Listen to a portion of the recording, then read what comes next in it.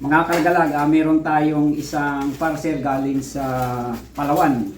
Ito ay mula sa isa nating ka-hunter na si Palaw Hunter. Isang Bicolano rin na dyan na nakatira sa Palawan. At ito yung mga padala niya sa akin. Order ko sa kanya mga pamaa. So ito mga kalagalag, tingnan natin to. Ayan.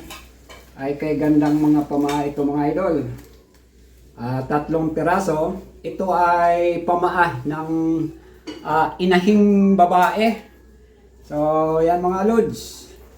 Tingnan nyo yung ano niya, yung malambot.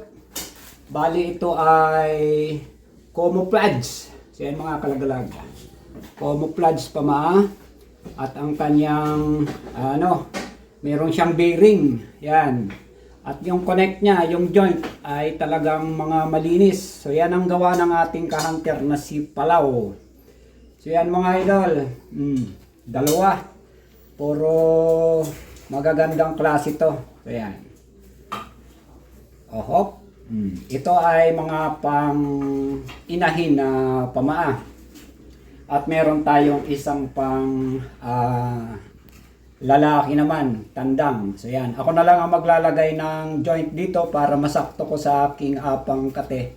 So ito mga kalagalag, doon sa mga naghahanap sa akin na nagtatanong kung gumagawa ko ng pamaa, ay hindi ako marunong gumawa nito.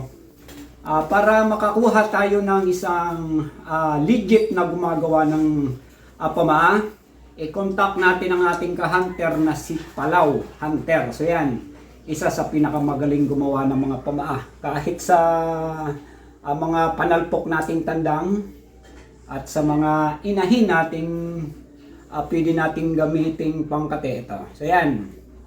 Shout out sa iyo Palaw Hunter. Salamat sa iyong padala sa akin ng mga order ko na pamaa ng labuyo. So yan mga hunter, sa mga gusto mag-order kay Palaw Hunter, isang legit nating kasamahan sa hanap buhay sa pagdating sa larangan ng mga pagkakate.